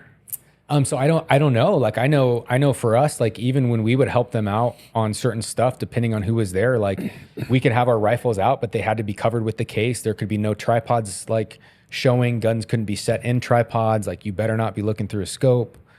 Dang. Like, yeah, it's crazy, but they want a quick response. Yeah. Right. So like you got to think about that. Like, hey dude, so like, hey, you see something, like you're probably clearing on the radio to relay what you see. You're waiting to hear back. Like, what am I allowed to do this? Am I not? Like if I put my gun up here and it's nothing and I'm on the scope, or people freaking out and now the agents rush them off stage and it ends up being nothing and now I'm getting fired. Like I'm not saying that was going to happen, but I'm just saying like there's so much crazy stuff that goes into it. And especially from what I've seen on the federal law enforcement side, there's a lot of pushback from the staff side and different signs. And then just depending on who your chain of command is, man, like, I think you can sympathize with I can't remember off the top of my head whether it was a Secret Service guy or a local police guy who ended up firing on the Trump assassin. But you can sympathize with them because the guy got a couple shots off, and you can imagine what's going through this guy's head. Like, I shoot, I absolutely better be 100% right about this, right? Yeah. Because kind of what you said before, like, it's a high profile situation. Yeah. People are going to, if you shoot the wrong person, you are totally screwed. Man. So you can sympathize with that guy. But what you want to know, like really, like how did that structure not get covered? Yeah. It seems so obvious. That is the biggest question I would have. Yeah, I think it's pretty easy. And I know as a sniper, you probably walked up to our building. What do you think about the slope on our roof here? Yeah, dude, like you always looked for a slope roof. Yeah. Like, because it would conceal you to the front and it gives you some concealment. So the fact that you didn't want a flat that was even a sloped roof. Are you kidding me? Yeah, that was you don't see snipers laying on flat roofs without parapet walls. Like that's a horrible place to be. That is like as flat as it could possibly like, be. Hey, anybody else want to shoot me? Like that's like no. Like you don't want that at all. Yeah. Like, so I mean, no, that was someone not knowing what they're talking about, saying stupid things, trying to sound smart. But again, that's the problem with like a lot of when you get into those high positions in those agencies, like it's political at that point. Like a lot of it is, right? Like you see it at the local level, but how that guy got to where he got is like, it's beside myself on thinking of how that could have happened. So and I mean, they're obviously not taking into account your rifle has to be covered, can't be set on a tripod, at the ready. Well, that's just what I know. Like it could have been different for that. You can't be looking through your optic. Well, I mean, for a sniper, you probably aren't taking your eyes out of that optic very often, right? Because that's the whole, you got to be ready, and you see something, you have to be, imagine seeing something. And I'm sure, like you said, with comms, that guy, whomever probably saw something, and hey man, I got something on the roof over here, this flat building. Yeah. Hey, hey, can you hear me? Hey. Yeah. And then, okay, hold on. Hey, yeah, we're going to check it. And then now it's a response of other officers going up and like, okay, is there somebody up here? Well, in the meantime, he gets off several shots. Yeah. And it's like that whole, obviously, again, you don't want to be wrong. See, oh, hey, there's a guy on that roof. Fire, be wrong. But it seems like such a long delay, even if it's 2 minutes. Hey, I saw something, I radioed in, they got to check. That just seems like such a long. Yes and no, man. Like I think there's so many things that go into it, right? Like, and I think you have to distinguish between like a counter sniper mission and a sniper mission, right? Like an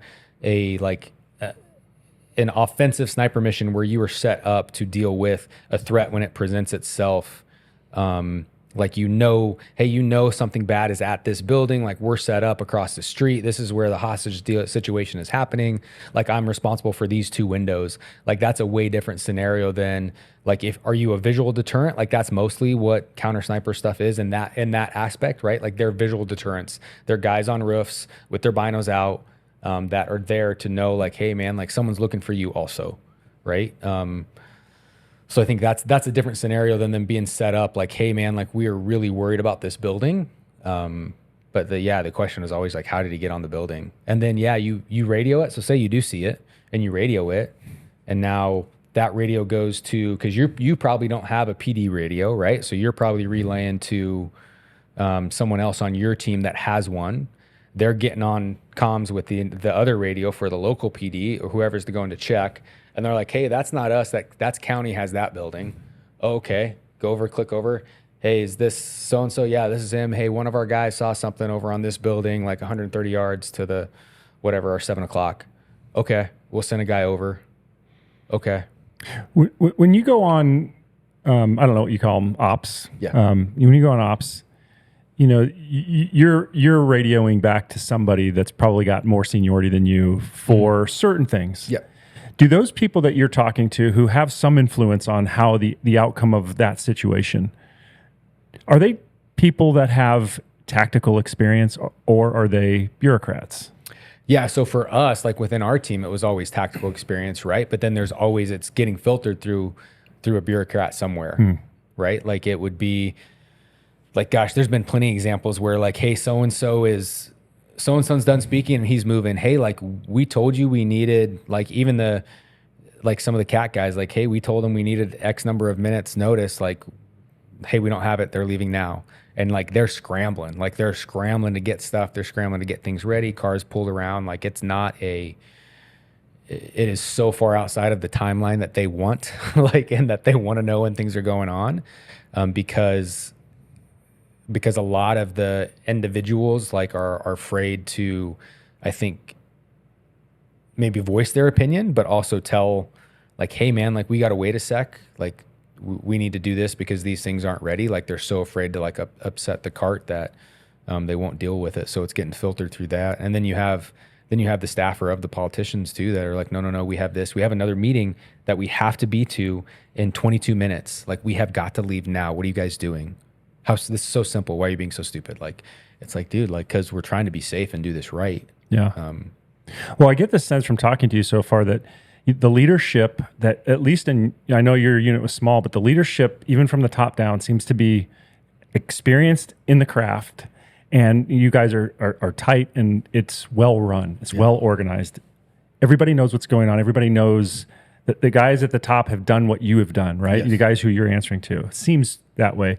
But you just don't get the sense, and I don't know because I've not talked to anybody directly from the Secret Service, but you just don't get the sense that that's the case. At least seeing what happened with the Trump assassination, it seemed like there was a lot of people in the middle of those conversations or whatever that weren't tactical leaders. They didn't know what to do. They were making decisions based upon not the best decisions tactically on the ground, but maybe politically, right? Yeah. So I don't know. It's just a comment. It's not really a question, but I just, after talking to you, like, I'm just trying to understand the difference between certain organizations and how well they're run versus other organizations who get politicized. I mean, the head of the Secret Service, I think before she worked at the Secret Service, she worked for Pepsi. Yeah. I mean, I don't know. That just doesn't seem quite right to me. What kind of decisions is she making when her department deals in life and death? I mean, that's really what it comes down to. They're kind of a law enforcement agency in their own right. Yeah, you know, they're trying to, it's protection, but they're a law enforcement agency. And she's, and probably a lot of levels below her are bureaucrats too. So I've always been curious about that. And I feel like this has come to light with this assassination attempt, that maybe we need to get some of those bureaucrats out of the chain of command there. Well, I think it's very telling when they put, like, you can tell a lot of an organization by who's leading it, right? Like if it's a law enforcement agency and the person that is leading it is of this background, then like their emphasis is all obviously on these things, right? So yeah, if you, and again, for like Secret Service, right? Like their uniformed CS guys and their CAT guys are like a very small part of that. And I like just knowing some of those dudes, like there's a lot to deal with, man. Like it's not always like, hey, we know we're the tactical experts. Like this is our recommendation. And it's not like everyone's always like, oh, okay, that's exactly what we're gonna do. Like, okay, that's good, but we're doing this. Make it work.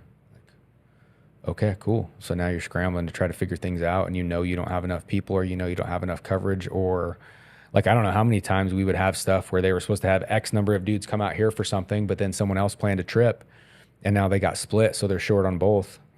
So it's like there's no like, yeah, this is what we do. There's no change to it. It's not like you're not going to tell Trump that he can't have that rally today, right? You're not going to tell Kamala that she's not going here today, or Biden he's not going here today.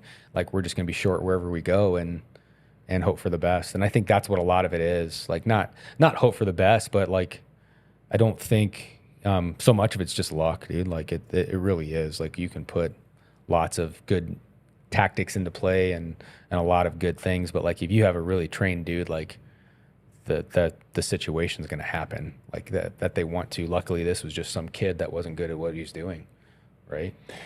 Yeah, I think you have to lean towards not conspiracy, but you have to lean towards incompetence first, right? 100%, like yeah. These organizations are big, they're clunky.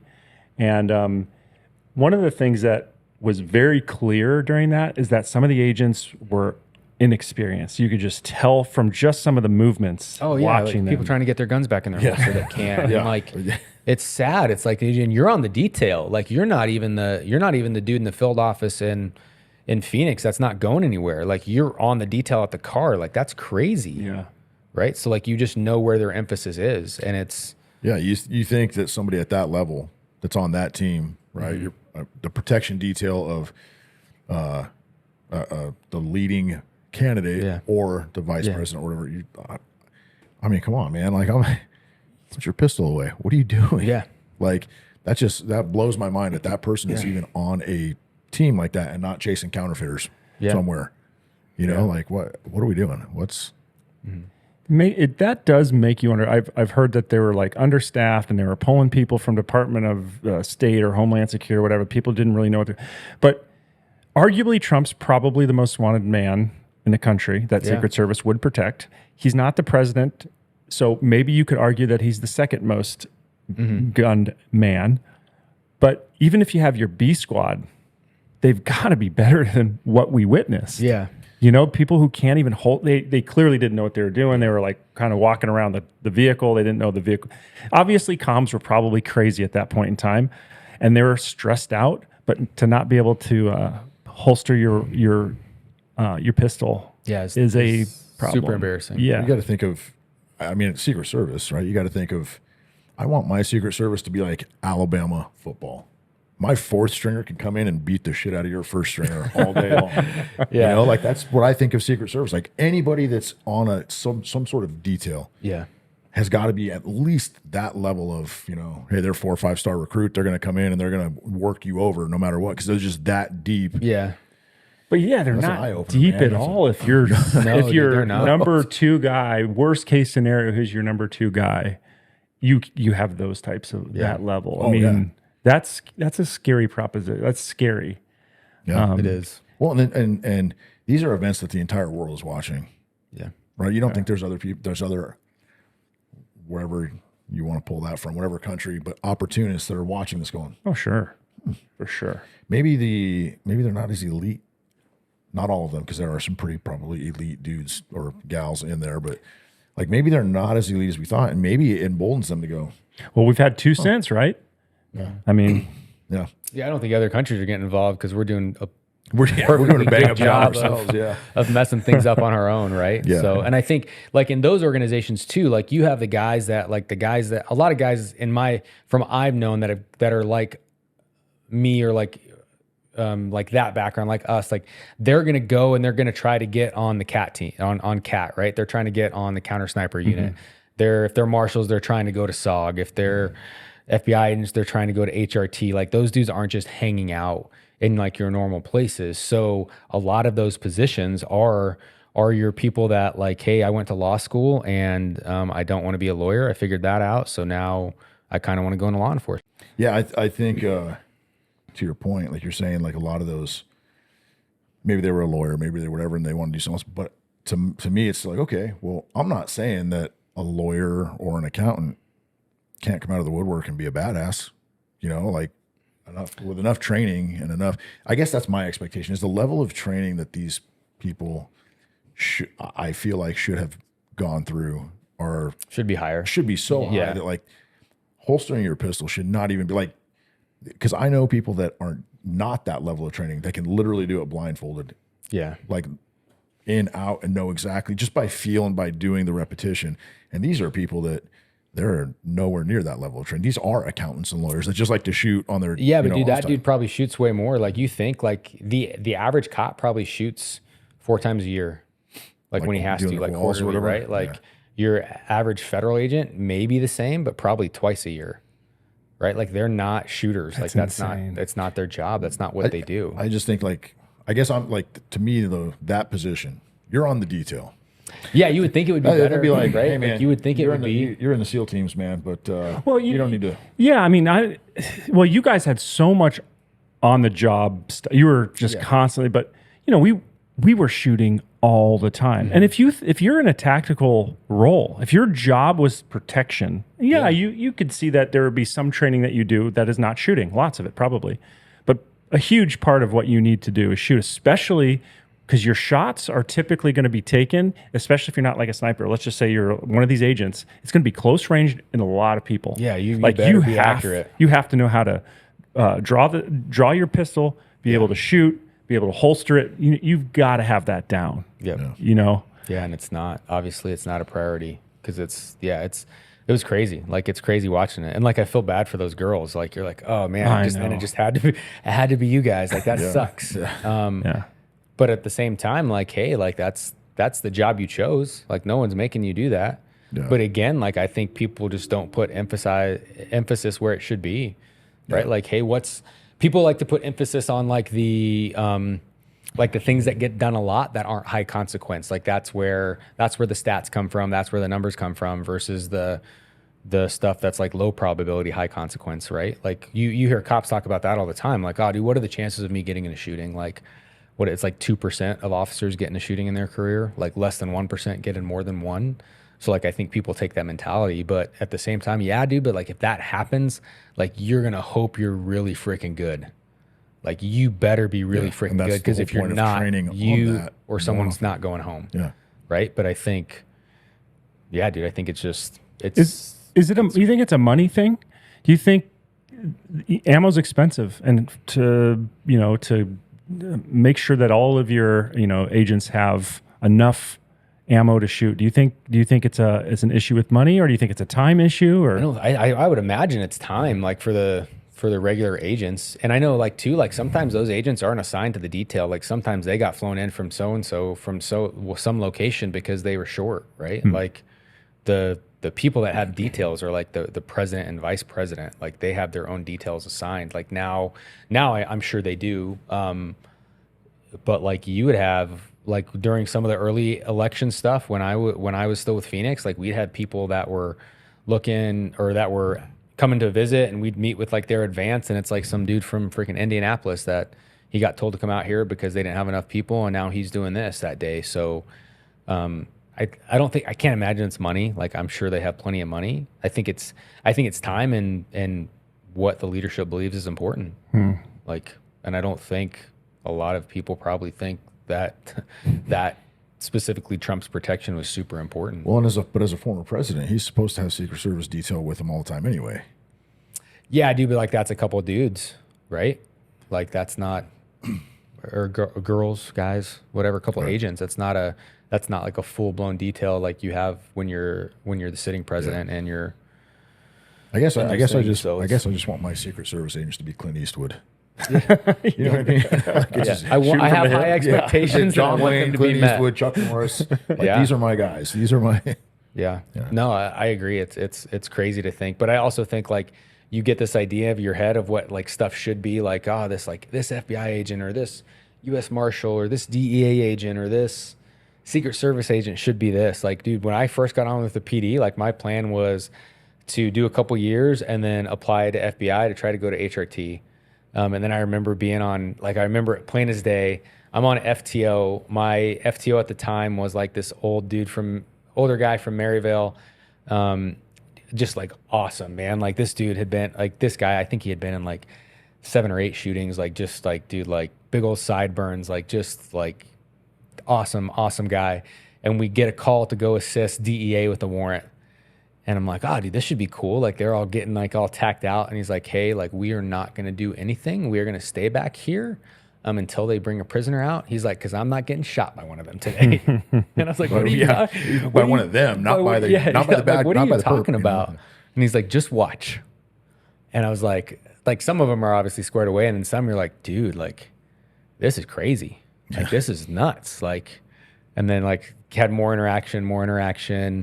Obviously end up staying with Phoenix, get to SAU. Then we get to do stuff with all sorts of different military units. We get to do stuff with like all sorts of different people. And I'm like, dude, like we are pretty good at what we do. Like it's like the expectation that like no one misses and everyone's shooting their pistol from 25 yards in a 3-inch circle. Like that's not realistic at all. Like even for like some of your top units, like, so it's like, it's crazy to see it because you see like movies and you hear stories and you're like, oh my gosh, like you talk to these dudes and then you go on the range with some of them and you're like, I got to shoot you. Like, this is crazy. Like I'm out shooting you right now and this is what you do. Like, and so it's interesting always to see the different levels of things and like what they are. The good news is that we're going to give IRS agents guns because I'm sure they'll be very proficient. Yeah. They have them. They already have them. 87,000 new ones. Yes. All armed. It's going to be awesome. Yeah. But yeah, it's interesting times. Yeah. Well, I think we've covered a lot. Do you want to talk about the DOE? Oh yeah, we haven't even touched on your Department of Energy stuff. Yeah. Let's talk a little bit about that. Yeah. Okay. Yeah. I mean, just give us a brief overview. I mean, we probably got, I don't know, maybe 10 or 15 minutes left, but give us a brief overview. We'll talk about that. So gosh, I had a buddy in the military, and then end up working for a police department, ended up retiring, or another buddy ended up working for a police department, retired. He ended up going to work for DOE, and he had kind of hit me up when I was still a cop, like gosh, years ago, about like, hey man, we need some part-time guys to help with like some red team stuff. I'm like, okay. He's like, make a resume and just send it to me. I'm like, all right, dude, I'll make a resume. Send my resume, like, hear back like a month later, hey, like, they're not doing it right now. I'm like, okay, no big deal. Like, this goes on for probably like 2 years. And then finally he's like, hey, dude, like, send an updated resume. Like, this is going to happen. I'm like, whatever, bro. Like, it's not happening. And then end up like getting on a contract and doing some red team stuff with some of the different like transportation units and started kind of like learning about like radiological security, nuclear security, some of those things, and started to just learn more and train more and get more involved with some of this stuff. And then as fate would have it, we had a guy here in Phoenix that stole like some radioactive material and my squad got called out. And this was probably, I had been a contractor for DOE at that point, maybe like a year and a half. So we get called out to it. We're trying to locate this guy. We're trying to deal with him. Us and FBI, SWAT end up like barricading him in his apartment, ends up giving up. We find the devices. So like I'm calling them like on my way to the call out, like there's all sorts of different resources getting spooled up. And I'm like, this is crazy. Like this is actually happening. Right. So deal with that. So then that opened a a bunch of doors. And gosh, man, I got to travel all over the world to a bunch of different places to teach like military and law enforcement and other governments like how to respond to incidents involving like radiological material, how like we dealt with stuff on that incident. So kind of all sorts of stuff. And it's a cool world, man. Like I get to work with like awesome people. Like it's cool to travel like to different places, man. Like that opens your eyes up a ton, dude. Like you want to complain about what we have here, dude. Like go spend some time in Africa. Like you will quickly learn how lucky you are to have been either born in this country or live in this country. Like, and they're happier. That's what's crazy. Like it's nuts, man. So I remember my first like international trip was like, gosh, probably what now? Like 7 years ago. And I'm supposed to go to Dar es Salaam, Tanzania. I've gone to like Mexico and Canada. Like that's all I've done outside of the U.S., maybe the Caribbean at that point. But we're supposed to go there to teach this class to local, like their federal police agency. They have some military guys come in. They have like people that work at the sites coming, like all this different stuff. So it was like, I think it was like 2 weeks before we were supposed to go, there was an attack in Dar. There was like a suicide bombing. So then they moved the class to Arusha, which is like a safari town, kind of like out, like obviously farther away from Dar. So I'm like, dude, this seems like kind of sketch. Like this is small. Like it's like a 3-hour car ride from the airport at Mount Kilimanjaro to this town. Like you're not armed. Like it's me and one other contractor. They're going to meet up with like their government officials, and then one of the other DOE personnel that's been there because he's like the country liaison. And dude, so we get there. Like first off, the flight was all jacked up. It took us like 45 hours to get there. We had to sleep in Addis Ababa, Ethiopian airport for like, I think we were there for like 9 hours or something. Like just like, dude, this is horrible. Like I'm like, what did I get myself into? I'm sure they got a Chick-fil-A like I'm there. freaking Yeah, like, right. dude, I'm telling my buddy that's he's a retired cop, and then he went and like helped stand up like power plants in the UAE in Abu Dhabi, and like has come back as a contractor. And I'm like, hey dude, you've traveled a lot more than me and you've done a lot more stuff. Like I'm feeling pretty nervous right now. He's like, yeah, you should. I'm like, okay. Perfect. He's like, this is not like a good spot we're in. So we end up getting to Kilimanjaro. We take this freaking Land Cruiser, see all sorts. Like you're just like, this is crazy. That guy's like actually they're herding goats on the side of the road, like the Maasai tribe. And you're like, nuts. We end up getting there. Dude's riding around in the back of freaking Toyota Hiluxes with AKs. I'm like, this is Wild West. Like, what am I doing? Like, this is not worth the $600 a day or whatever that I'm getting. Like, this is crazy. But get there, we end up putting a class on. There's like 50 people in this class. Like I actually made some like super cool connections. Like one of their federal SWAT guys, like he was a military guy. Like one of their tactical guys was in the class. I ended up getting like a bunch of gear that I had left over when I came back, shipped it to him. Like we still talk. Like it's like super cool. But yeah, you just get to see a bunch of different stuff. Like you see like people talk about like the threat of some of those things. Like that stuff's real, dude. Like there's a lot of countries that like do not protect stuff that well. Like you have like nuclear power plants is different, right? But you have a lot of places that have like radiological devices that are used for like medical purposes that are just like, hey, like it's not strong enough to do its purpose anymore. So now it's just in a warehouse somewhere with a guy standing outside with like an old revolver on his hip. Like maybe he's awake. Like, and it's like, so were you doing mostly training, or were you doing like active operations? Were you transporting, radiological? Yeah. So I've only done like training stuff. Only training. Yeah. So we have like certain different groups that are contracted for other things. So I've done most of it. It's not high speed, dude. It's like suit and tie, like diplomats, like a lot of it's like teaching these classes to these guys. And then we're having dinner with like the national regulator for their like Department of Interior there that does all of their energy, like it would be like the head of their DOE, like talking to him about certain policies and how we can do stuff, or like what do they need, what are their worries. Like there's some other things that we do kind of when we're on those trips. just to help with information and other things like that. But yeah, nothing like crazy high speed, just seeing stuff and figuring things out and helping those dudes that we can, and then trying to maintain those relationships and then put them into contact with other people that can help in other areas too. So you're working for the DOE. Your main purpose was just training. Who are you training, and for what purpose? So I technically I contract for a different company that's contracted for DOE, right? So primarily through, it's called the Office of Radiological Security, the NNSA, National Nuclear Security Administration, and we provide training to